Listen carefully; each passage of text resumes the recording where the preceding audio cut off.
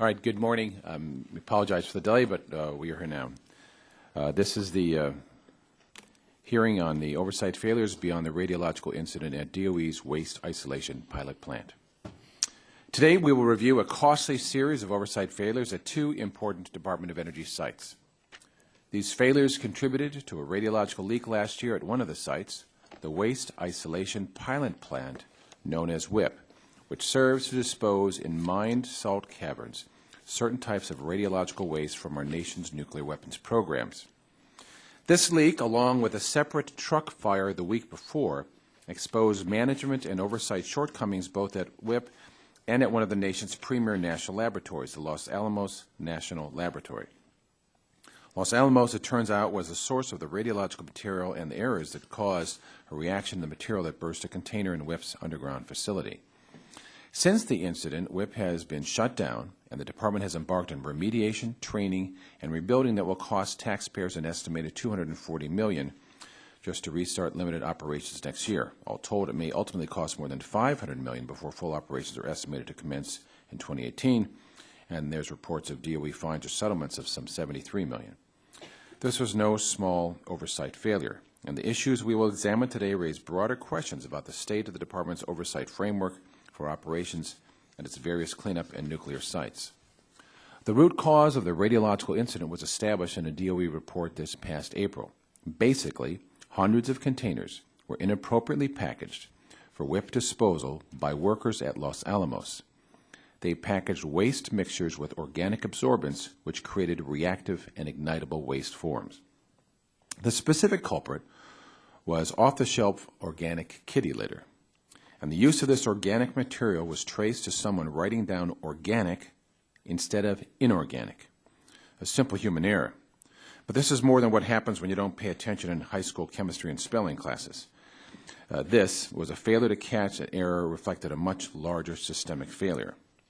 2 years before the incident, Los Alamos actually stopped work that had been mixing waste with organics precisely because of the reactivity and ignition risks. The lab's so-called difficult waste team, along with federal site officials, directed a safety process change that would use inorganics as absorbents. The problem was, over the next year and a half, no one in management or among federal overseers made sure the new procedures were followed. So what they thought was fixed wasn't, and no one in management or at the federal level reviewed the process to determine why workers had been creating dangerous mixtures in the first place, a basic practice of an effective safety system.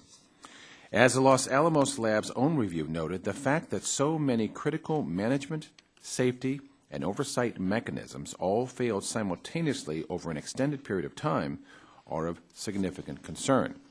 Also of significant concern are patterns of oversight failure found to have occurred at the WIPP site. For example, at WIPP, both the contractor and feds failed to identify or fix shortcomings in equipment and degraded conditions in the mine over a period of years. These errors led to the environmental release and added tens of millions to the cost of recovery operations. The failures at these sites contribute to a long story of DOE's struggles to conduct adequate oversight of its management and operating contractors, which are responsible for much of the core activities of the department.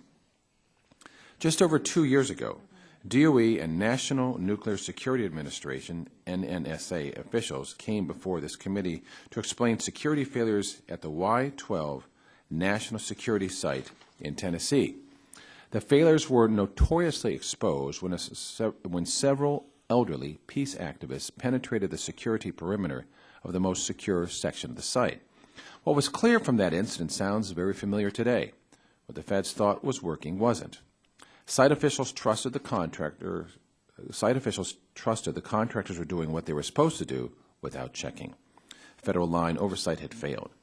We were told then that the successful reliance on department contractors depends on strong and clear lines of accountability and on meaningful and consistent measurement of contractor performance.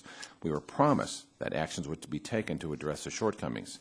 Yet we have again learned from GAO that the DOE and NNSA have yet to make significant progress to make the necessary reforms with regard to measurement of contractor performance, and this is not acceptable. Today we'll hear from department officials and the GAO, all of whom can explain the costly oversight failures at WIP and Los Alamos, what is being done and what must be done to fix these problems at the sites and across the complex. I hope this hearing helps to identify what is necessary for DOE to develop an oversight system that can effectively identify, address safety issues, and security issues before they become costly mistakes. I now recognize the ranking member from Colorado, Mr. Gett, for 5 minutes. Thank you very much, Mr. Chairman. And again, I want to thank you for your comity and holding the hearing till I got here. As you know, the President was briefing the Democratic caucus, and I felt like I owed him to listen to what he had to say. And I'm particularly glad you waited for me because when I heard your opening statement, it was deja vu all over again to me because I've been on this O&I panel for most, if not all, of the incidents that you discussed. We've had over a dozen hearings since I've been here to examine oversight failures and contractor mismanagement at the DOE and NSA nuclear complex. A perusal of the GAO testimony today reveals a string of mishaps and management failures over the last decade involving these sites, and that's why for years, DOE and NNSA have remained on the agency's high-risk list for federal programs highly susceptible to mismanagement and waste. The problems have been costly and disruptive. For example, in 2004, which was over a decade ago, there were so many incidents at Los Alamos that the lab director shut down the entire facility for several weeks to address them. A few years later, at a hearing on lab security, our beloved Chairman Emeritus John Dingell observed, quote, "I feel a little bit like this is the movie Groundhog Day. For some reason or another, DOE has proven itself incapable of managing this critical security and preventing recurring problems." That was in 2007. Now, as you mentioned, in July 2012, the DOE NNSA complex was in the news again because these protesters with basic tools managed to cut the fence at Y12 and gain access to the area surrounding a highly enriched uranium storage facility.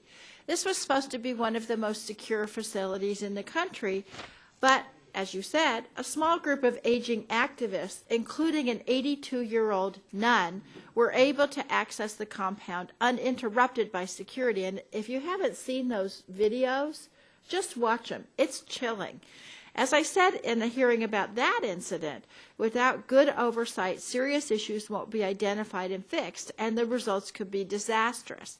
I can't think of any reason why we would want to decrease our oversight of these facilities, inhibit the ability of oversight to review site actions, or reduce accountability for those responsible for keeping the nuclear site safe. That was in 2012. Now, we quickly learned that the Y12 fiasco was not an isolated event.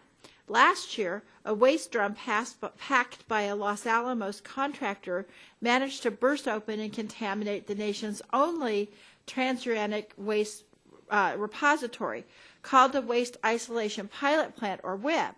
This facility is supposed to house most of the nation's low-level Cold War-generated nuclear waste. This incident resulted in closing the facility perhaps for years. It will also cost the taxpayer millions of dollars to clean up. In the last several decades, we've seen the DOE use a range of strategies to oversee their contractors. And I do want to say, I think the DOE has made some efforts. After concerns that hands-on oversight was burdensome and ineffective, DOE and NNSA adopted a less intrusive oversight strategy. The new model, which had reliance on contractor assurance systems, was supposed to let contractors assess performance and provide data for federal oversight efforts. Nonetheless, since the implementation of this strategy 5 years ago, we continue to have incidents that make me question this approach. I mentioned the security incident at Y12.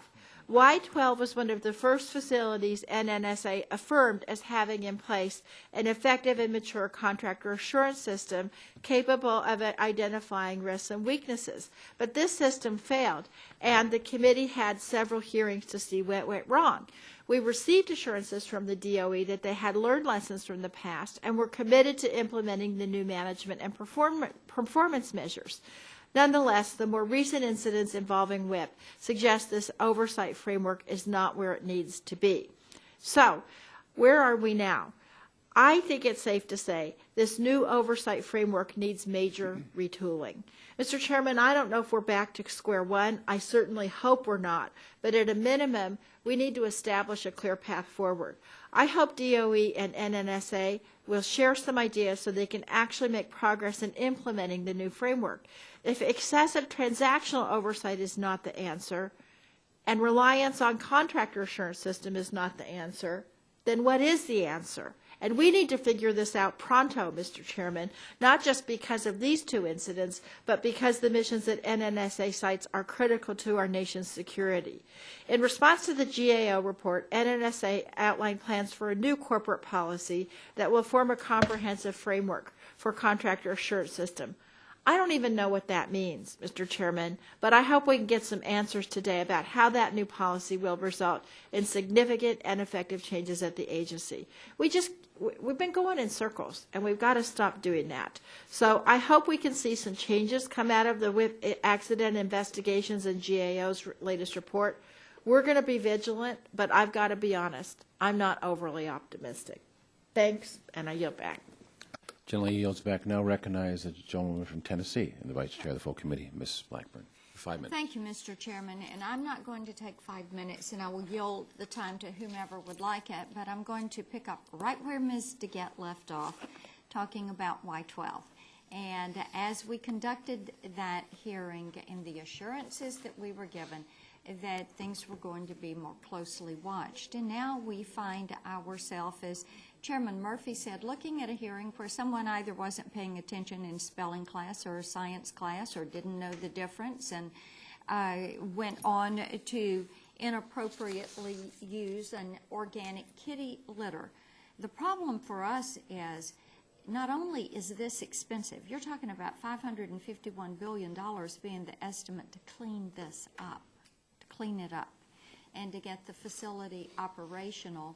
You also look at the impact that this has on nuclear-generated power and on storing that waste. And in Tennessee, where Y12 is located, and I was up at Oak Ridge week before last and over at TVA and out at the Watts Bar plant, and the safe storage of that nuclear waste as we bring the second Watts Bar reactor online. It's about 95% complete right now. This is something of tremendous concern, so we are looking for answers. And I think more than just answers, we are looking for responsible action and a way to solve this so that best practices and protocols are in place. And we're not finding ourselves back at a hearing saying, well, we learned a lesson, but we really didn't learn a lesson, and we took no actions from the lesson we were supposed to learn. With that, Mr. Chairman, I will yield to the gentleman from Texas. I thank the gentlelady for yielding. I've been on this subcommittee for over 10 years now. This has been a recurrent theme that comes up over and over again. So I want to echo what other members have said, that it is important to get this right and to get this solved. We are talking about the nation's nuclear secrets. This should be the most closely guarded and where the greatest attention to detail should be placed to security issues, and we keep having to come here and discuss breaches. I do want to acknowledge the help of the General Accountability Office, and in particular Allison Bowden, who's one of our witnesses today, who's been enormously helpful to our staff through this and other issues. And Mr. Chairman, I'll yield back the balance of my time.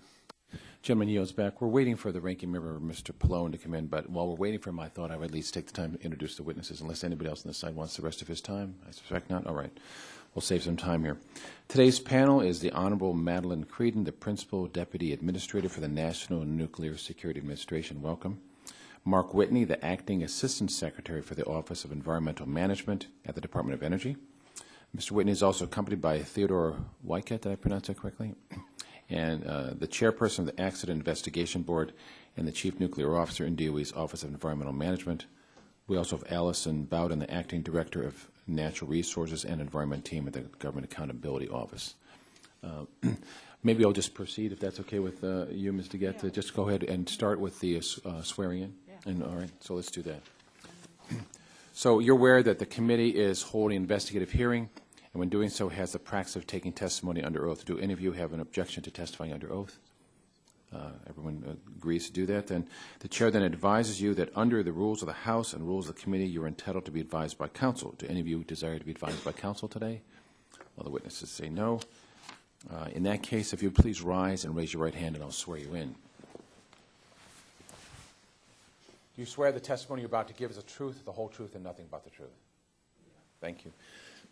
All the witnesses have answered yes. So you're now under oath and subject to the penalties set forth in Title 18, Section 1001 of the United States Code. I'll let our first witness start a 5-minute summary. At any point, we may have the ranking member then give. So I recognize you now, Ms. Creedon, for 5 minutes. Each one, I'll turn the mic, pull it close to you, and watch the lights in front of you. Thank you. Thank you, Mr. Chairman. Ranking Member DeGette and members of the subcommittee. I want to thank you for the opportunity today to discuss the radiological release at the Waste Isolation Pilot Plant, or WIP. I'm pleased to be joined today by Mark Whitney, the Acting Assistant Secretary of Energy for Environmental Management. We have provided written testimony to the subcommittee and respectfully ask that it be submitted for the record. On February 14, 2014, a radiological release occurred in the Waste Isolation Pilot Plant in New Mexico, when a drum, which had been shipped from Los Alamos National Laboratory, experienced an exothermic reaction that led to overpressurization and breach, causing a release of a portion of the drum's contents. The specifics of this radiological release at WIP and the subsequent restart activities will be addressed by Mr. Whitney. While the Department of Energy's National Nuclear Security Administration, NNSA, holds the overall management and operating contract for the Los Alamos National Laboratory, the Department of Energy's Office of Environmental Management is the program lead for legacy waste cleanup activities performed at LANL and for the operation of WIP. NNSA is, however, responsible for the overall site operations. That said, I want to assure you all that all of us at DOE take this unintentional release of radioactive material very seriously, as we do all significant events. What is most troublesome about this event is that, as the accident investigation determined, it was preventable. It will also be costly to fix and has left us without a true waste repository for an indeterminate period of time, and this is simply unacceptable. Today I will focus on the actions that the NNSA has taken since the event and highlight a few ongoing initiatives we are pursuing to improve the governance and oversight at NNSA sites. NNSA and the Office of Environmental Management have taken corrective actions in response to the WIP incident. This includes both long-term and short-term compensatory measures. These measures will address the underlying issues and problems that contributed to the errors in packaging the legacy waste. NNSA and EM, working with the other components of the Department of Energy, have realigned the federal program and oversight responsibility for legacy waste materials. The responsibility has been transferred from the local NNSA field office to a newly established environmental management field office.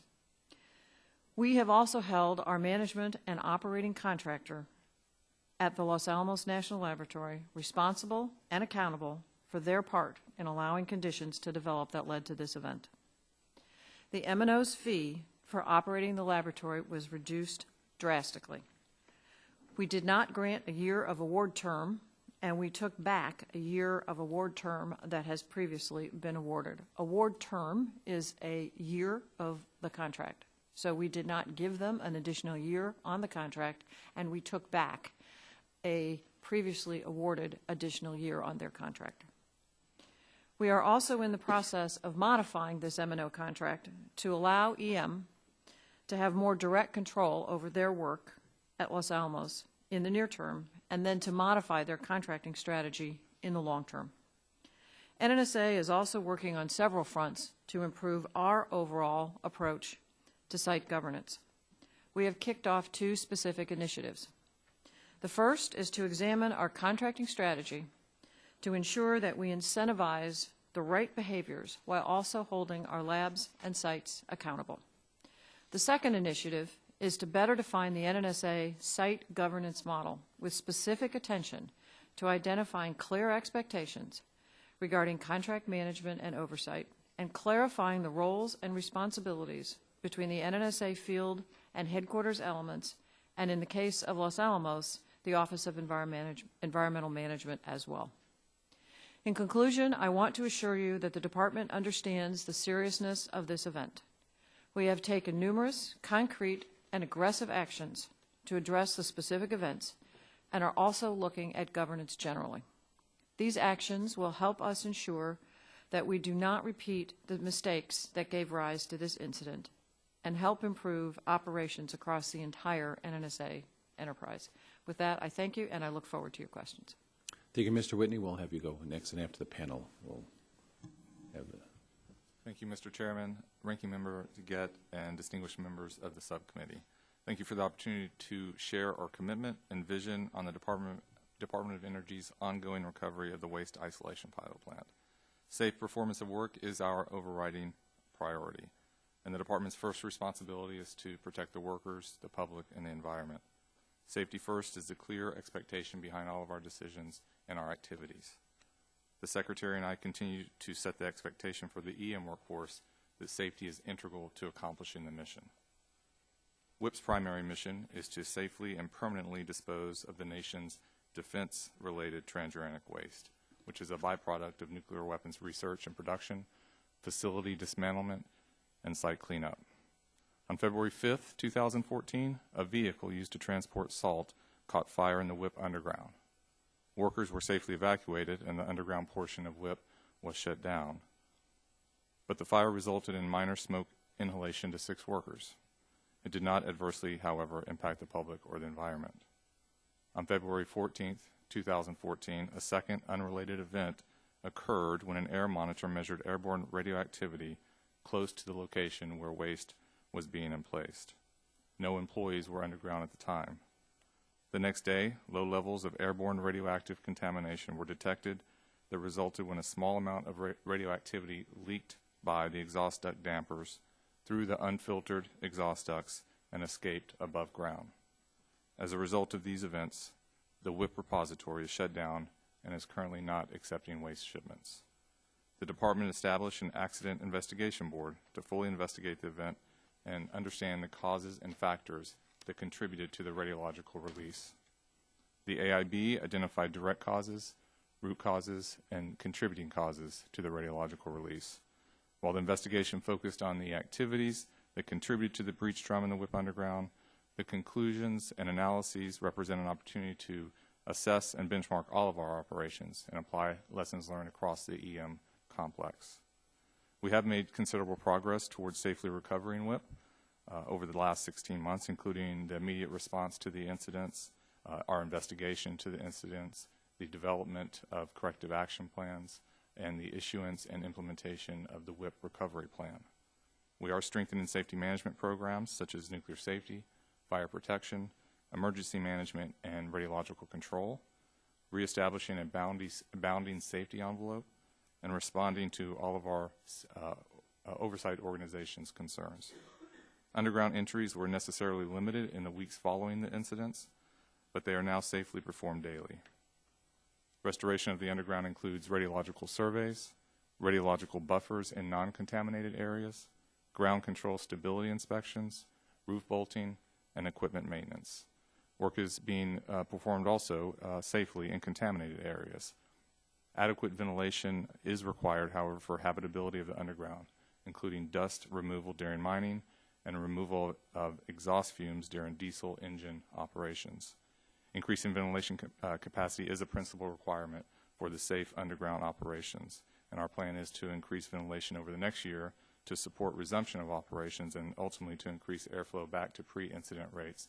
Well, that will take several years. EM has worked diligently to improve oversight at the headquarters and field level. To ensure continued health and safety of the workers, the public, and the environment, the Department must provide effective, comprehensive oversight of work at every phase and level. EM is committed to strengthening federal and contractor oversight competencies. Many of these actions have already been implemented. In summary, WIP is an important national resource that we are working hard to recover. DOE will resume disposal operations at WIP, but only when it is safe to do so. The safety of workers, the public, and the environment is first and foremost. And we continue to keep the community and stakeholders, including Congress, informed of WIP recovery in a transparent manner. Thank you. Thank you. Mr. Weicker, we understand you're not testifying today, but you're going to be available to answer questions. Thank you. Ms. Bowden, you're recognized for 5 minutes. Chairman Murphy, Ranking Member DeGette, and members of the subcommittee. Thank you for inviting me today to discuss GAO's report on the framework established by the Department of Energy and its National Nuclear Security Administration for overseeing management and operating contractors. These M&O contractors are trusted by the government to achieve some of its most sensitive national security missions. GAO has reported for decades on the management challenges DOE faces for contract administration and oversight. My testimony today highlights 3 findings from GAO's recently completed work on NNSA's framework for overseeing its M&O contractors, as well as preliminary observations from GAO's ongoing work that includes examining oversight of WIP.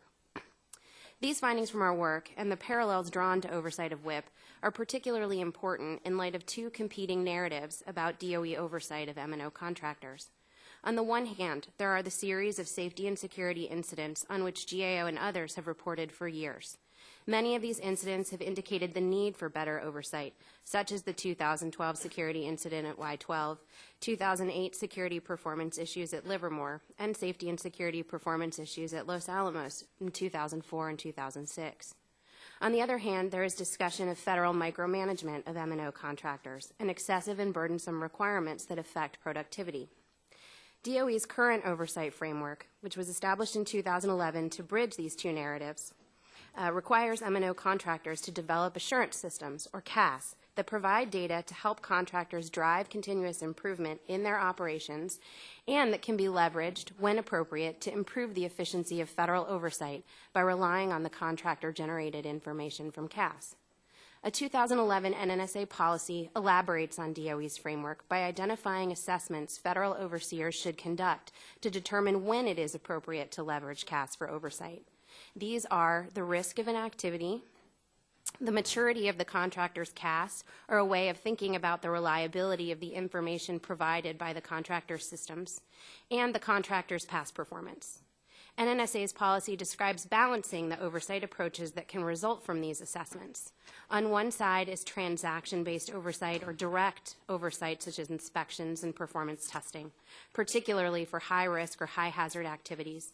And on the other side is system-based oversight, where NNSA can rely on contractor-generated information it receives from contractor systems. In our recently completed work regarding NNSA's implementation of the framework for overseeing M&O contractors, we found the following. First, NNSA has not fully established policy or guidance for implementing its framework to oversee M&O contractors. Specifically at the headquarters level, NNSA does not have guidance to fully support conducting the 3 assessments required by its policy. While NNSA has some guidance for assessing risk, it has no policy or guidance for assessing the maturity of CAS or for evaluating past performance. We concluded that without this policy or guidance, oversight approaches could over-rely or under-rely on information from CAS. Second, NNSA field offices have developed their own procedures for conducting assessments of risk, CAS maturity, and contractor past performance. However, these procedures are not complete and differ among field offices. We concluded that differences among these procedures affect NNSA's understanding at the enterprise level of how oversight is conducted. For example, when field offices use different procedures for assessing CAS maturity, it is difficult to compare the maturity of these systems. Third, NNSA no longer uses the process it established in 2011 policy to review the effectiveness of oversight approaches in place at each contractor site and field office, including how CAS is being used for oversight. This process was discontinued after the Y-12 security incident and has not been replaced, in essence eliminating the one process NNSA had that would have allowed the agency to determine whether oversight approaches are consistently applied. Regarding WIP, our preliminary observations on oversight of WIP underscore the importance of having clear guidance on when and how to rely on contractor information for oversight. Notably, according to DOE's Accident Investigation Board report, NNSA's Los Alamos field office, responsible for overseeing waste packaging, was over-reliant on CAS for environmental compliance oversight, and that this reliance was not consistent with an NNSA review that observed CAS was still maturing. Thank you again for having me today. I look forward to responding to your questions. I now recognize the ranking member of the full committee, Mr. Pallone, for his opening statement of 5 minutes. Thank you, Mr. Chairman, for letting me, go a little late here. Today's hearing obviously focuses on oversight failures at the Department of Energy's Waste Isolation Pilot Plan, or WIP, and the incidents there raised broader questions about how to conduct effective oversight across the DOE and NNSA nuclear complex. On this committee, there's long been bipartisan support for congressional oversight to ensure that DOE is effectively managing its contractors and keeping the nuclear complex safe, and DOE and NNSA have shown repeatedly that our continued oversight is needed. For nearly 2 decades now, this committee, GAO, and DOE's Inspector General have identified a wide array of safety and security issues facing DOE and NNSA sites. I was going to mention them. Some of them, perhaps all of them, have already been mentioned, but I did want to mention again. In 2004, Los Alamos National Laboratory suspended operations after a student was partially blinded in a laser accident and classified information went missing. In 2006, a drug raid in a mobile home park found a large number of classified documents that had been removed from an NNSA lab. In 2007, a GAO report revealed that NNSA weapons laboratory workers had faced nearly 60 serious accidents or near misses over the previous 7 years. In 2008, GAO found security and protection of weapons-grade nuclear materials severely lacking at Lawrence Livermore National Laboratory, due in part to NNSA's deficient oversight. And then in 2012, 3 trespassers managed to gain access to a secure area directly adjacent to some of the nation's most critically important weapon-related facilities at Y-12 National Security Complex in Oak Ridge, Tennessee. This committee has held a number of hearings on these topics to understand what went wrong and what DOE and NNSA were doing to ensure this didn't happen again in the future. But now we find ourselves dealing with today's topic, which has been mentioned already in February 2014, when WIP experienced both an underground truck fire and a radiological release from a nuclear waste drum within a 9-day period, and operations at WIP were subsequently shut down. Facility obviously is not reopened, and it may cost over $500 million to make it fully operational again. I just think it's an alarming record. The DOE and NNSA facilities guard some of the nation's most dangerous nuclear materials, and for too long the DOE and NNSA have followed or have allowed mismanagement and oversight failures to continue, and we need answers today about how that will change. Effective contractor oversight is a key component of those changes. DOE and NNSA rely heavily on contractors to carry out their missions activities. In 2010, DOE changed its system for contractor oversight to be more hands-off, and they plan to rely on the contractor assurance systems developed by the contractors themselves to catch problems and provide data for federal oversight efforts. In our 2012 hearing on the Y-12 incident, the committee concluded that DOE and NNSA needed to do a better job of overseeing their contractors. Yet here we are today with recent documentation from GAO and DOE's own accident investigation boards that contractor assurance systems across the DOE and NNSA complex may not be capable of identifying risks and weaknesses. Obviously, we've heard the GAO, and I hope to hear concrete plans from DOE and NNSA for amending their systems for contractor oversight. I just want to close by talking about how many billions of dollars we've spent to fix these repeated problems across the DOE. DOE's Office of Environmental Management and NNSA have been on GAO's high risk list for a long time, largely due to their struggles to stay within cost and schedule estimates for most major projects. Regarding what happened at WIP, NNSA's written testimony today says, and I quote, the release, which was subsequently determined to have been avoidable, will be costly to fix and has left us without a transuranic waste repository for an indeterminate period of time, unquote. The bottom line here is that when these projects go off the rails, taxpayer dollars are at risk, and so are important projects and national security depends on. We need to make sure taxpayers' money is spent more wisely. And I want to thank our witnesses in this panel You know, the committee spent decades doing oversight on these issues. Both of our chairman and our ranking member, DeGette, have been involved in this for a long time, and we do intend to keep a close eye as we move forward. Thank you. Thank you, Mr. Chairman. Thank you. Gentleman yields back. Now recognize myself for 5 minutes of questions. First of all, Mr. Wycott, you ran the Accident Investigation Board and determined that the radiological incident was preventable. Am I correct? Yes, sir. And you also determined the systemic root cause was that site offices or the feds, I think you said, failed to ensure that Los Alamos adequately implemented hazard controls and waste packaging. Is that correct? Close. It's that they inadequately developed and implemented repackaging and treatment procedures that incorporated suitable hazard controls and included a rigorous review and approval process. Thank you. And that a contributing cause was failure of oversight from line officers at headquarters. Is that correct? There were several contributing causes, or what I would call missed opportunities, and those include in the characterization certification program and process itself, in the land safety procedures that they use, the hazard identification and control mechanisms and processes that they used at the lab, as well as the training and qualification of both the workers and the first level supervisors, the contractor assurance system, and oversight at all levels, including the federal office and headquarters. Multiple levels of failures of oversight. Thank you. Ms. Creed and Mr. Whitney, if you could answer this too. Do either of you have any disagreements with the Department's Accident Investigation Board findings? No, sir. Mr. Whitney? No, sir. So you agree that this incident was preventable if handled differently? Yes, sir. Yes, sir. Thank you. Now, Ms. Creedon, you were confirmed for your position last July 2014, but you actually have long experience with DOE and NNSA and are generally familiar with the Department's oversight challenges. Is that a fair statement? That's correct. Thank you. So testimony before this committee over the years has identified numerous security problems. You heard that stated by multiple members up here, but also safety process problems at Los Alamos, which go back 15 years.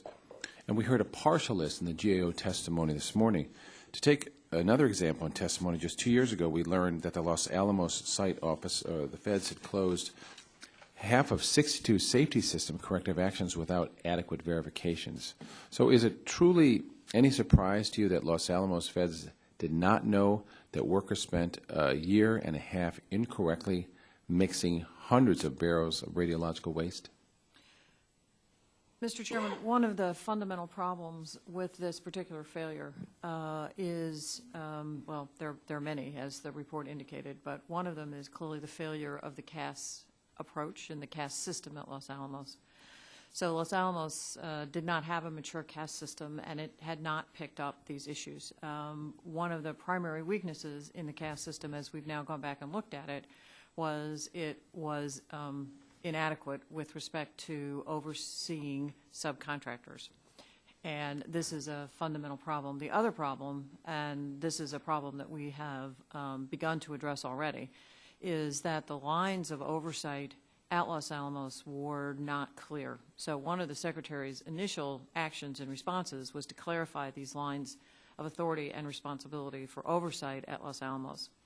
And the first action that we took was to take the environmental management personnel who were embedded in the NNSA field office, and Mr. Whitney, at the direction of the Secretary, established a standalone EM field office.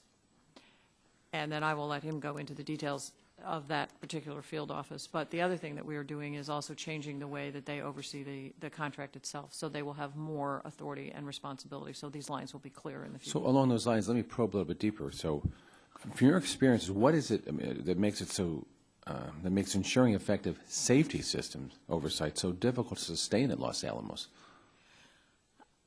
So one of the things that I think we have to look at is ensuring that the contractors really do have in place for their own purposes an internal oversight capability.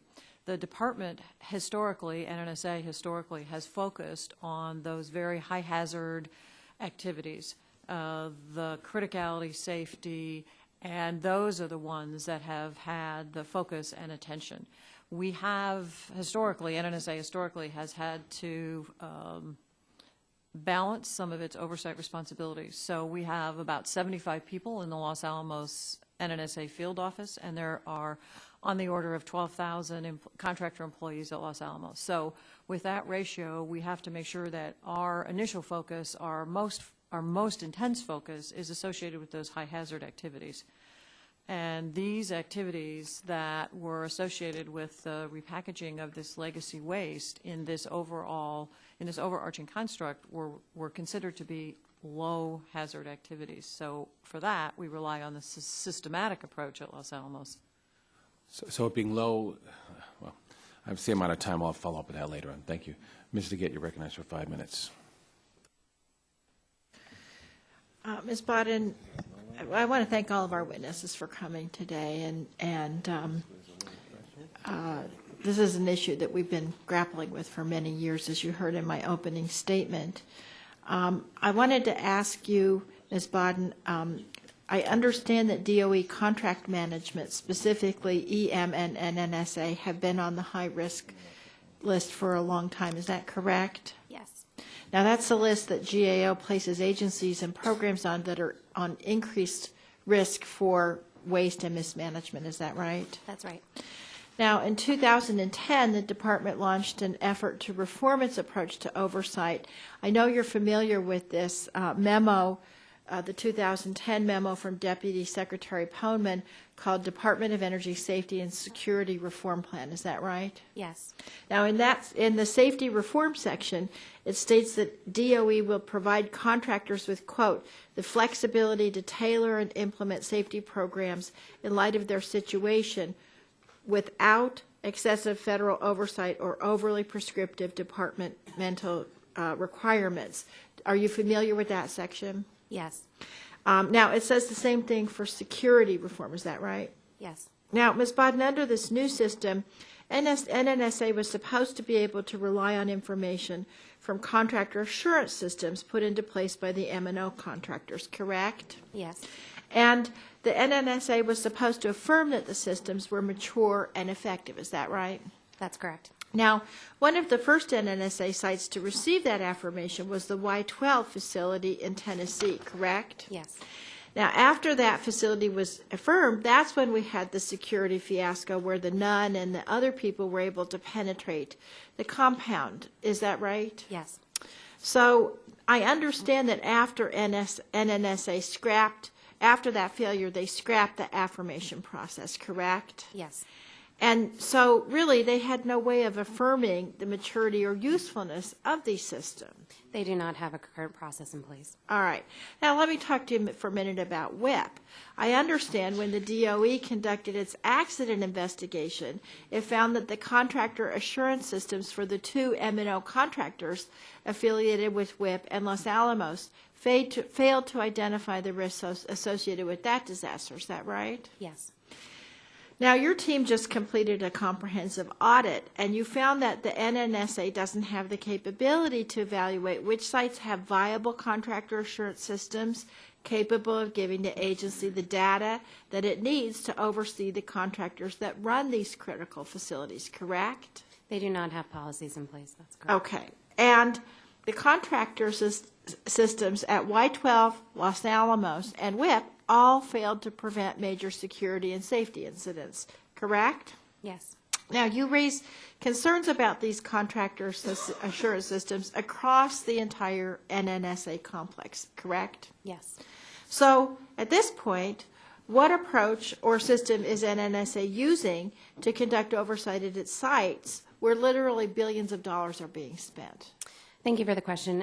NNSA is utilizing many different approaches at its sites across the spectrum of available transactional and systems-based options. What we found is that you really have to go to each individual site to figure out what oversight approaches they're taking, and information about oversight broadly was not available at the headquarters level. So it's really just sort of now catch as catch can, whatever people think at the different sites. Would that be a fair? The field offices are making their decisions at each site. The field offices are making their decisions at each site. So does that approach give you confidence the federal government is applying effective oversight over its M&O contractors? I think the recommendations that we made that were aimed at improving policy consistency and fully fleshing out this framework would help give us that confidence. Now, Ms. Creedon, I know that you're all trying to grapple with this, and it's been a complex and difficult problem that people have been trying to grapple with really ever since I've been on this committee, which is 1997. But I've got to say that since 2002, DOE policies and orders have required that all these contractors have these systems. But you hear Ms. Bodden say that it's sort of the compliance is sort of catch as catch can among the different agencies. What's your response to that? When the, as Ms. Bodden said, when the Y-12 event occurred, the CAS system at Y-12 had been affirmed. And my understanding at the time was that NNSA then determined that clearly the approach that they had taken to affirming these contractor assurance systems was not working, and they set it aside. Since I started at the Department of Energy, I was confirmed in July and started in August, one of my responsibilities is the fee determining official, and part of that is to look at how all of these contractors are performing. So among other things, we at the department have changed some of the methodologies with respect to the contractor and the contract, and have changed some of the performance criteria. But what I've started to do, which in some respect is a compensatory measure for some of these differences, is I meet for an entire day with all of our field office managers every quarter, and we go through exactly what's going on. Okay, I don't mean to stop you, but my time has expired, and I think it would be really helpful if you could supplement your answers to deal exactly with this problem that we've got of now no cohesion. Thank you for your comment. We let you go because it was important questions you were asking. Dr. Burgess, recognized for 5 minutes. Thank you, Mr. Chairman. Mr. Wyka, I have here, I think, 3 accident investigation reports from the Department of Energy, Office of Environmental Management. And in each one, there's a judgment of need list at the end of the report. And I haven't added them up myself, but I'm told by staff that there are 122 judgments of need in these 3 reports that the department and the contractors will need to address. So let's just ask the obvious question. Is 122 judgments of needs, is that a lot? It's a big number, but I actually don't go for a quota for a number. I look at the issues and develop the conclusions and judgment of needs based on what we find and to sort of resolve the problems. A lot of those judgment of needs are more extensive than others. Some of them are extended conditions rather than just looking at the event at Los Alamos. It's going to require the department to look at it from a programmatic perspective as well as enterprise-wide. But say going back over the last 10 years, many of these things seem to be recurrent themes. Am I wrong to make that assumption? No, sir, you are correct, and that's what the board concluded in all 3 investigations, that a lot of these issues were brought up in other reviews and assessments, both internally and externally, and they weren't addressed as repeatable issues, which was another missed opportunity in several functional areas. Why not? I mean, again, I've been on this subcommittee for 10 years. We've been dealing with these problems every year that I've been on the subcommittee. The obvious question is, why not? Or what is it going to take to get these things brought up to standards where we won't be reading these types of headlines and, quite honestly, putting our workers and contractors at risk?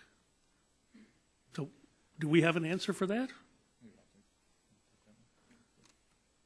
Please. If you don't mind, sir, I'll answer that. For the Office of Environmental Management, yes, Ted was exactly right. There were, even with respect to the EM contractor at the WIP site, there were assessments over the past years, corrective actions put in place, and they were not tracked accordingly. We are going to resolve that issue among many other things that we're doing with respect to oversight at headquarters. We've developed a more robust corrective action tracking system, a corrective action software hub, and we will assure the follow-through on all corrective actions. We're also increasing resources in the oversight area for headquarters for our safety, security, and quality programs office that really did not have the staffing to implement a robust headquarters oversight program. We've done the same at Carlsbad Field Office, increasing resources, but just as importantly, we've reorganized the office there.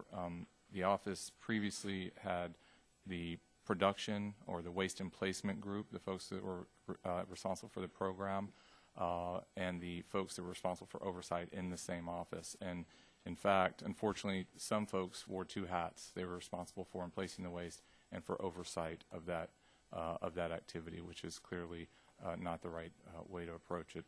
So we've reorganized into an Office of Program Management and an Office of Oversight, ensure that all the position description accurately reflect the oversight responsibilities, and those are being pulled into the performance plans of the federal employees. We're doing this across the board at headquarters and revamping our oversight program in response to the AIB reports and part of our corrective action planning process to include really developing a more robust oversight arm there will be a baseline program as well as a program that looks at trends across the complex and ensures that when a trend develops. Yeah, let me just interrupt you because I'm going to run out of time, and this all sounds wonderful. And I've got the transcript from the hearing we had after the Y-12 incident 2.5 years ago, and I think the same thing was said to us then. So, I mean, that is the question. And, I mean, is Secretary Moniz satisfied with this? Does he think this is acceptable from your department, from the Department of Energy? Oh, sir, I won't speak on behalf of the Secretary, but I believe as Madeline and I both endorse the recommendations from the AIB report and realize things need to be corrected, we are taking an approach that I know the Secretary is supportive of, which is ensuring that the recommendations, the findings from the Accident Investigation Board reports, we're sharing across the complex with EM folks.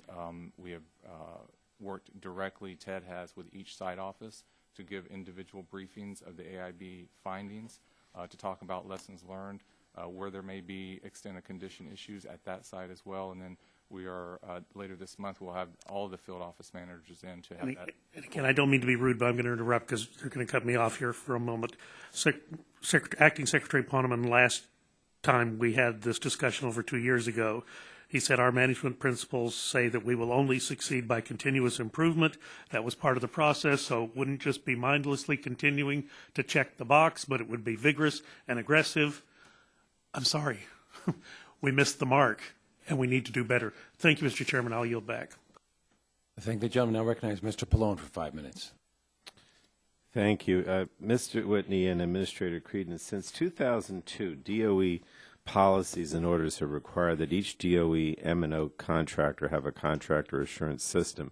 In 2011, DOE sought to increase its reliance on these systems for oversight purposes. Is that correct? That's my understanding. Okay. Now, just let me read from the WIP Accident Investigation Report. It says, and I quote, "Nuclear Waste Partnership, the contractor that packed the drum, has not fully developed an integrated contractor assurance system that provides assurance that workers perform compliantly, risks are identified, and control systems are effective and efficient." And then I quote, "The Los Alamos National Security Contractor Assurance System was not effective in identifying weaknesses," end of quote. So again, to both of you, why were valid risk systems not in place, and aren't they required to have them? Yes, sir. Thank you for the question. One, just a correction, Nuclear Waste Partnership did not pack the drum. They operate the WIP facility. Okay. But you're exactly right, and we agree with the AIB findings, which stated they did not have an adequate contractor assurance system in place. Unfortunately... and they were required to have them? Yes, sir. Okay. So let me ask Ms. Bowden then, given these findings, the Accident Investigation Board made recommendations that M&O contractors, NNSA, and the Department put in place viable contractor assurance systems and improve field office and headquarters oversight of them. Your recent report, however, found that NNSA's efforts to do this across the nuclear complex has not been adequate or complete. So if I could ask Ms. Bowden, weren't these contractors already supposed to have the contractor assurance systems in place? Yes, they were required. And what gives the GAO confidence that NNSA or EM, for that matter, can adopt the accident report recommendations on improved oversight, given the findings of your recent report? Our findings, similar to what the Accident Investigation Board report found, were that revisions to policies, improvements in policies are needed, and the proof is really going to be in the implementation of those policies once they're completed, and we will look at that as part of the follow-up on the recommendations that we've made. But what, so again, I'll ask Administrator Creed and Mr. Whitney. I mean, I guess you've been kind of answering this question already, but why should we have any confidence that, things are going to change?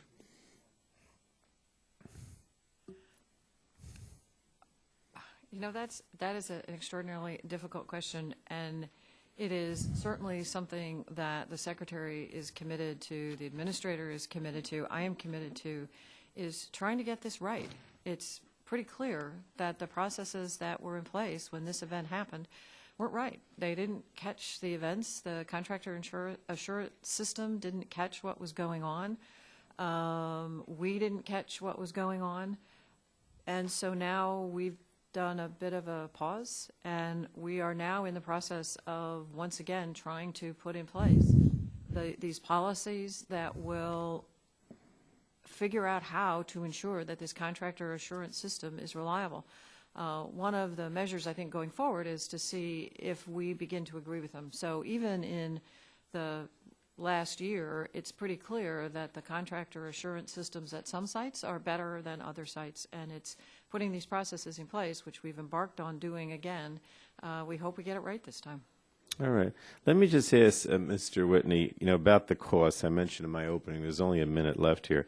How much is it going to cost to make WIP fully operational again, and when do we expect that to happen? And what are we losing by shutting down WIP for several years? How much is that going to cost the department? Yes, sir. We anticipate the cost to resume operations, which initially our target for that is by the end of March of 2016 will be approximately $242 million. To resume operations at the pace, the pre-incident pace, will require additional ventilation, and that'll require capital construction project. And the rough order of magnitude where we are in the planning process for that project is between $77 and $310 million. So I can't say exactly how much it will cost to get to the point where we were pre-incident, but it will take several years to get to that point. All right. Thank you. Thank you, Mr. Chairman. Thank you, gentleman. Yields back now. Recognize Mr. Bouchon for 5 minutes. Thank you, Mr. Chairman. Again, this is another instant, I think, that maybe a lot of good people are put in a bad spot, and I appreciate all your testimony and what you're trying to do to improve the situation. From your testimony, Ms. Bowden, it appears that the oversight framework shifts from one approach from one administration to the other. This is not a criticism of any administration in general. My concern is that come a new administration, whomever that may be, that somebody may want to develop a whole new approach to oversight. I fully understand that political appointees carry out policy issues of whatever administration is in place.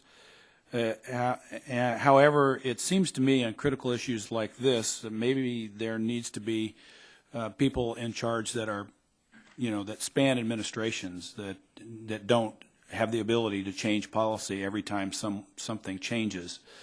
That doesn't make any sense to me. And the reason I say this, because across the government, what happens is agencies wait you out. If the agency itself as a whole doesn't like what you're trying to do, they just wait you out until the next people come, and they just they sustain a problem that just keeps happening. You've heard from many of the members who have been on this subcommittee for years, maybe decades, that this is a recurring theme. It's going to continue to recur. We're going to be here probably 2 or 3 years from now, and people in your positions who are from the next administration are going to be unfortunately put in front of us trying to explain what an agency has been doing literally for decades that you can't change, and that's unfortunate. So, Ms. Bowden, do you think this is wise? this is a wise way to run something as critical as this? I mean, is this wise? What we looked at in the course of our review was the policy that was in place and how it's been implemented. With respect to the part of the question that you asked on sort of leadership and political leadership, the Mies-Augustine panel that was commissioned by Congress to review governance did look at that issue, but GAO has not. Because this is not again, it's not a criticism of political appointees. This is a criticism of a system that may not be wise in certain critical areas of agencies. I get you're going to have a Secretary of Energy. I get you're going to have people appointed down the line, but certain areas maybe, it's just not appropriate. I mean, Ms. Creedon, what do you think? First of all, you're a graduate of the University of Evansville, which is in my hometown, so welcome. What do you think? So I think one of the issues now is the NNSA has been the subject of a number of investigations over the last several years. I mean, for decades, actually, but a lot of them over the last several years. And they're all very critical. And one of the things that we've been seeing is the federal government does an annual Federal Employees Viewpoint Survey. And by and large, the workforce at NNSA is very good. The workforce at our labs, our contractors. And again, I want to make it clear, I'm not criticizing the workforce. It's a system, right? Exactly. They're very good, but part of the problem is they're not very happy. And they're not very happy with the state of affairs. So I'm very hopeful this time that they want to get out of this hole. Everybody wants to get out of this hole. And I'm sure they do. So hopefully, as we work towards it this time, we can get something in place that will be enduring and everybody gets out of this hole so that they're not continually the subject of very unflattering reports. Understood. Mr. Whitney, you have any comments on that? Only that I'm a career employee. I started this assignment. Then you have a very good view of this, which you probably can't say here publicly, but I understand. I started this assignment in May of last year. My predecessor was also a career employee. We haven't had a confirmed assistant secretary for several years, but we do have a very dedicated, strong workforce, as you pointed out, yes. That is competent, and I completely agree. It's not the workforce. We have systemic issues that were brought out by the AIB report that we need to fix. I think that's accurate. And one of the other things that frustrates me is you can never put your finger on who actually is responsible at the end of the day, right? And we need to hold people more responsible, whether that's a career or political appointees. And anytime we try to ferret that out here in oversight hearings, we can't ever. At the end of the day, there's no one person that we can put our finger on because. And that's very frustrating. The cost, $70 million in contractor fines, $500 million for the taxpayer potentially. I mean, is this a fair?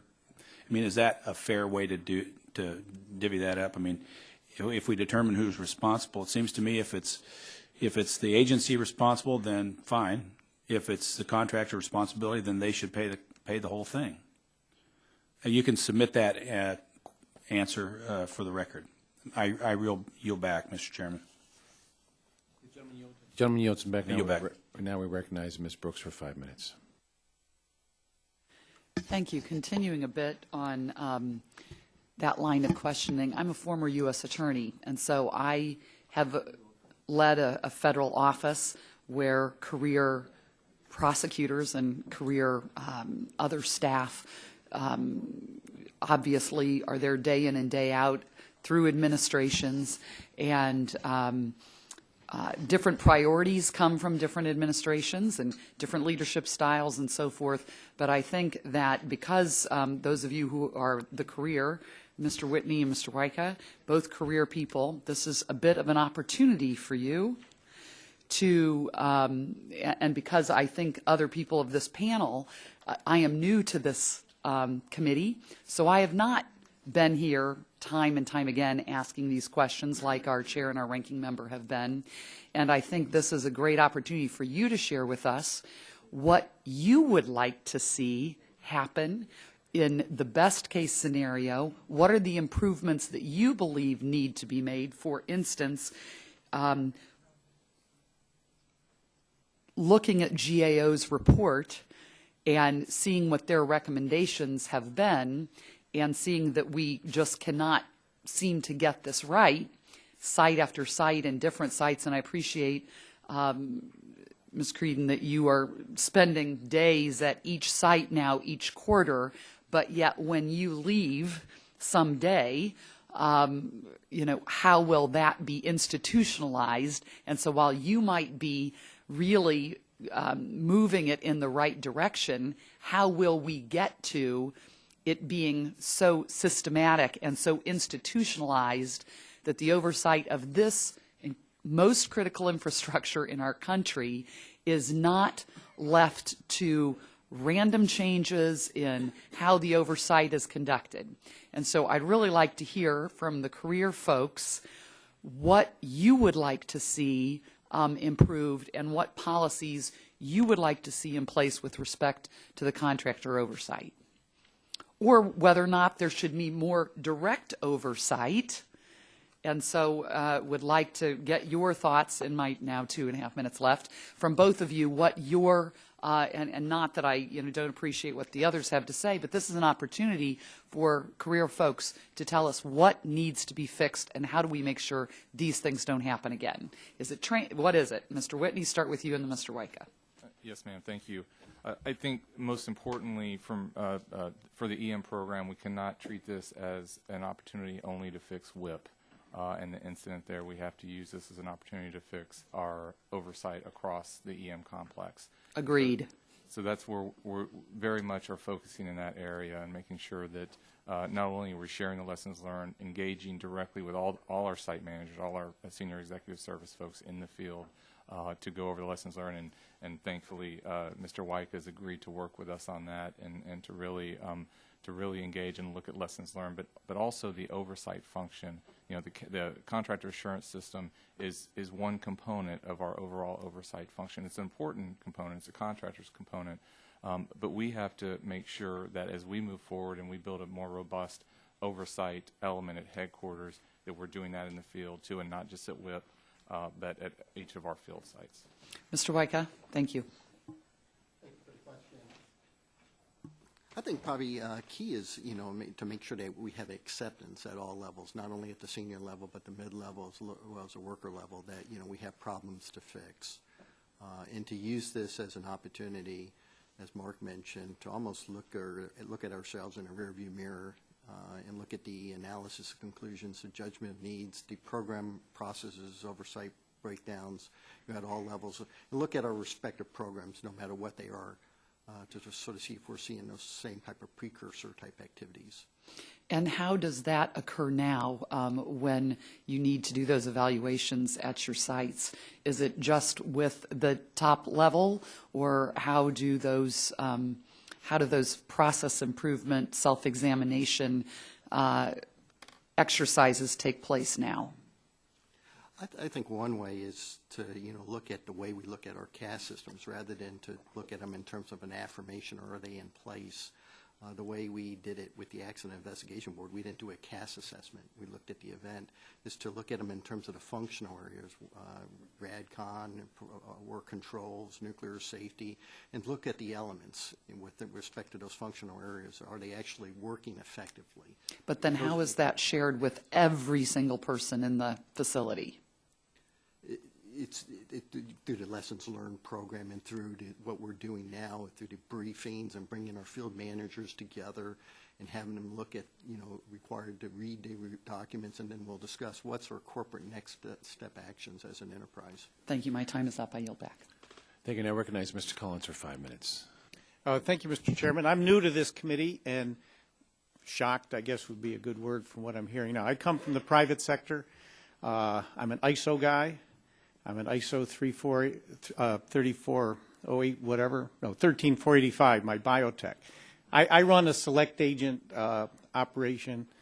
We deal with all the bioterrorism agents. I deal with anthrax. We inactivate it. We make sure it's inactivated. My folks wear spacesuits. We have double airlocks. We don't make mistakes. Why don't we make mistakes? Because we have people in charge who know what they're doing. Clearly, that can't be said for your agency. Now, let me just state a fact. You can't defend the indefensible. But would any of you like to try? Or should we move on? So the next question is, who was fired over this? And how many people? Ms. Creedon? The NNSA held responsible the contractors. Were they fired? Operator. So we did two things. Did you fire them? We did not fire them, but what we did is we took all of their fee. We did. Did you sue them? Well, we took all of their fee and we took back a year of contract award that had been previously given, and then the laboratory. Oh my goodness! You think that was good enough?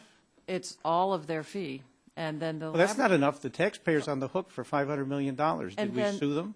The laboratory director also relieved the 7 senior managers who were responsible for the work that was done at Los Alamos. So he obviously wasn't involved or responsible because we didn't fire him? We didn't. I'm just saying, this is an example. I'm somewhat surprised you're trying to defend this. You can't defend the indefensible. In the private sector, you would probably be fired. The contractor would be relieved. The contractor would be sued for the $500 million.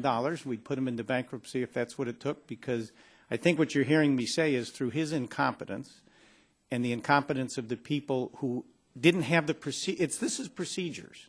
Are you familiar with lockout, tagout? Well, when electricians we'd run the risk of them getting electrocuted if they're working on electrical equipment. It's fail-safe. You got keys. You have training. You can't be working on a live box with these procedures in place. And this is fundamental. I mean, I'm new to this committee. I am just beyond any comprehension that this occurred, that anyone involved is still working there, and it rests with the person in charge, the secretary, yourself and others, the contractor. In the private sector, they would have been terminated, they would have been sued, 2 or 3 levels of people would have been fired, a fix would have been in place, an emergency SWAT team would have been put in. Industry operates, my business operates, in areas of critical, we're growing bioterrorism agents. We have people wearing spacesuits. We have to know nothing can go wrong. Nothing can go wrong.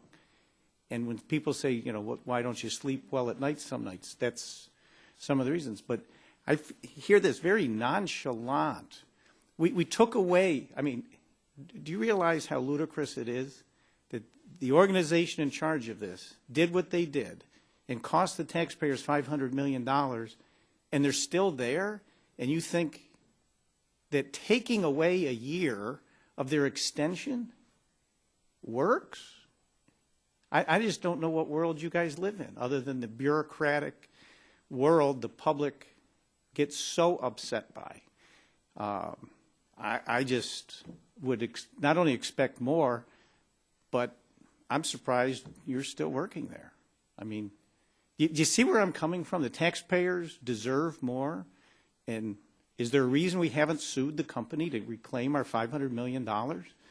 Our government sure went after Toyota. We're going after GM for other things like that. Why aren't we going after this contractor? So on the Los Alamos operating contractor, we did everything that we can do under our contractor with them. We took all of their fee, and we took back a previously... So we have a contract that doesn't state that they're responsible for something? A contract's only, when you breach a contract, and I would think this would be considered some breach of the contract, whatever the contract says is out the window. Taxpayers lost $500 million.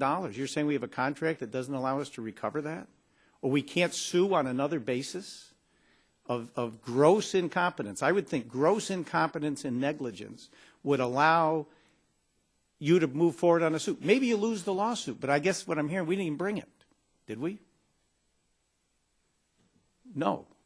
Well, I just find this whole thing unacceptable, and would not only ask you to do better in the future, but somebody should be looking in mirrors and deciding if they're not capable of doing the job, do us a favor and resign.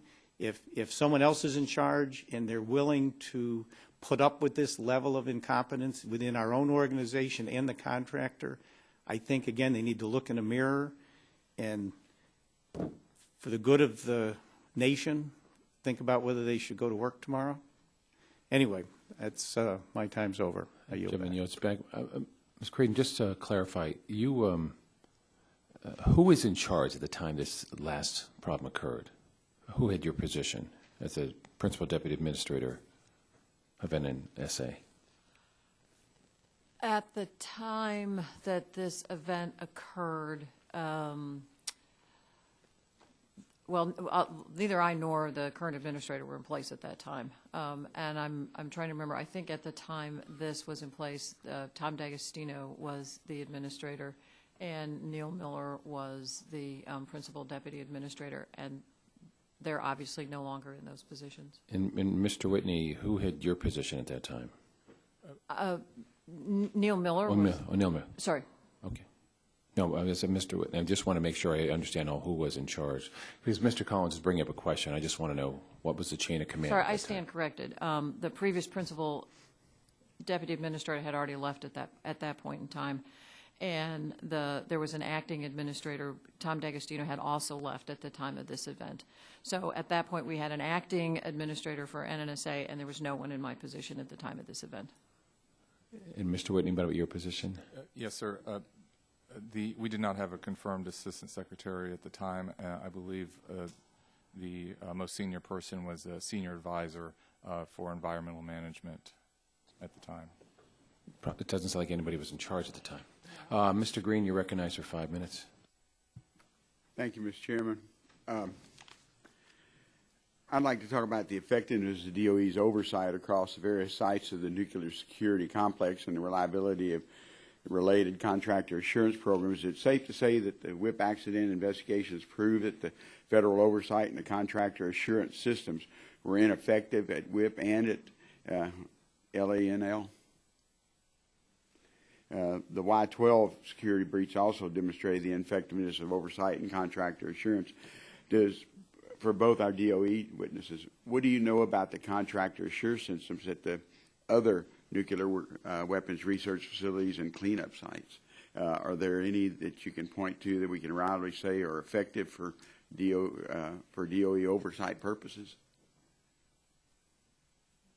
So at the NNSA sites, we have contractor assurance systems in place.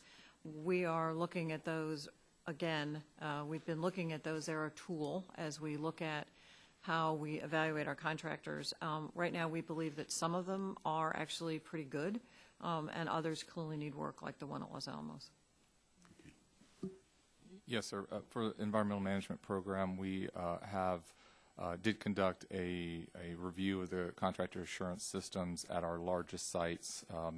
This was prior to the WIP incident. We look at the elements, operational elements of the CAS system to see if they were there and to see if they were being implemented appropriately, and the field office is then providing that independent oversight.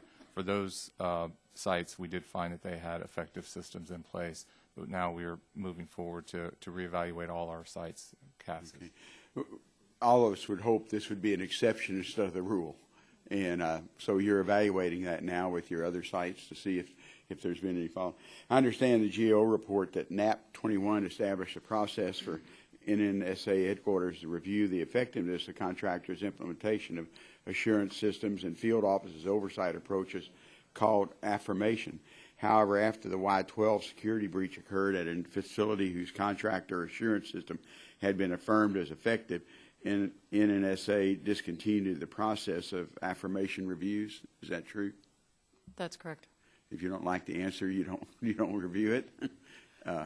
No, what happened was the contractor assurance system at Y-12 had been affirmed, and then it was shortly after that contractor assurance system had been affirmed, we had the incident at Y-12. So it was clear that there was a fault in that affirmation process, and we discontinued that process. Okay. GAO has also recommended that NNSA establish a process of reviewing the effectiveness of field offices oversight approaches, including the use of contractor assurance information. NNSA's response letter, GAO report, states that a new corporate policy and guidance will outline an approach for validating the effectiveness of the oversight approaches by March of 2016. Administrator, does this mean that just the process will be established by March of 2016, not that the actual reviews will be conducted? So that is when the implementation guidance will be issued, and the process will actually be established sometime earlier. So we will have it implemented and up and running by then. Okay, so how long after that will it take to conduct and complete the actual effectiveness reviews? I don't know because we haven't put those implementation processes in place yet, but even in this interim period, we still continue to look at our contractor assurance systems. We work with our field office managers in other ways to ensure that we've got adequate oversight and that these are providing us with reliable information. So you're actually looking at a range of facilities to make sure these effectiveness reviews are conducted hopefully as soon as possible. And that's, will that be before March 16 or would it be? So a formal process is not yet has not yet been reestablished, but even in advance of the reestablishment of a formal process, we are looking at whether or not these contractor assurance systems are providing us accurate and timely information. And this is a systematic, I guess, of all the sites. On the NNSA sites, as yes, and I'll let Mr. Whitney speak to his sites. Okay, on EM's perspective. Yes, sir. We believe that it is a systemic issue, and that's why we are revamping our oversight program at headquarters with a strong focus on all the oversight elements, including the contractor assurance system at all our sites and our field office's oversight of those contractor assurance systems. So in your testimony, it is a systemic and not just an exception. And so, but you're working to fix it, I hope. Yes, sir. Okay. Thank you, Mr. Chairman. I know I'm out of time. Thank you. Now we welcome and recognize Mr. Lujan for 5 minutes. Mr. Chairman, thank you so very much. And I really appreciate, Mr. Chairman, you and the ranking member bringing us together for this important hearing pertaining to the waste isolation pilot plant and Los Alamos National Laboratory, EM, as well as the NNSA. Mr. Whitney, as we work on these issues, I think it's important to remember that in executing the mission of these projects, as well as to Ms. Creedon, that we also work with these local communities. And Mr. Whitney, are you committed to engaging and involving the surrounding local community in the prioritization and procurement of environmental cleanup efforts at Los Alamos National Laboratory? Yes, sir. We have. I've had an opportunity actually to meet with the community on several occasions now, and now that we have formally stood up the EM field office, our senior manager there has also done that, and we are committed to continuing that relationship. And as you increase federal oversight positions at LANL, what are you doing to ensure that the funding for cleanup efforts is not adversely impacted? As we move forward with the EM, the transition from NNSA to EM, we are looking at the entire program. Of course, you know the consent order with the state for the cleanup program was to be complete by the end of 2015, and that is not going to happen. So we're looking at the program, rebaselining the program, and also we'll be working very closely with the state over the next several months, and we will assure that we have resources requested to do the cleanup work at the site based on that. And Mr. Whitney, as conversations are had with various states around the country, based on what we saw with the incident here, are we going to also take into consideration that the timelines that we're working with are going to ensure that the safest protocol associated with completing these projects is included? Yes, sir. Safety is our overriding priority, and that is, as the Secretary has said, that is an integral part of accomplishing our mission. That comes first, and then the mission will follow. I appreciate that very much. And Ms. Creedon, what's your agency's intent for CAS? Do you believe the CAS is still the right tool for the objective that we're talking about today? Yes, sir. Contractor assurance systems are an important element. They should provide the contractor, our M&O partners, with an opportunity to be able to have their own internal strong assessment program, which is an absolute essential element of effective management, and it hopefully, if it's effective, will provide the same information to us. And so in order to work with the contractors and with the leadership at the various laboratories in NNSA's case, does NNSA have a responsibility to make sure that proper policies and guidance are given for the implementation of these CES systems? Yes, sir.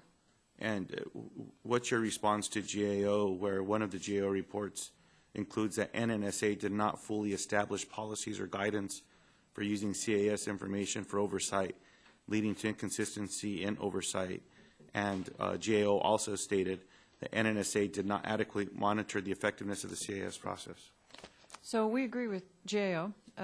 As we've discussed, the NAP 21 affirmation process was halted after the events at Y-12.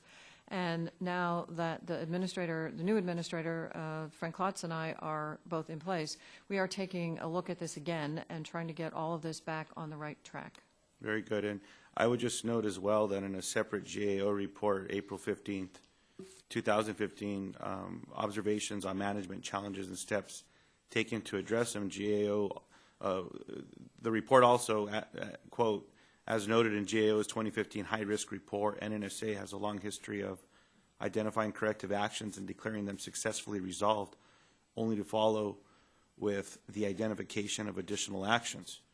As GAO has reported, this suggests that NNSA does not have a full understanding of the root causes of its contract and project management challenges. So I think it's critically important as we look over the series of these that we have to get this right.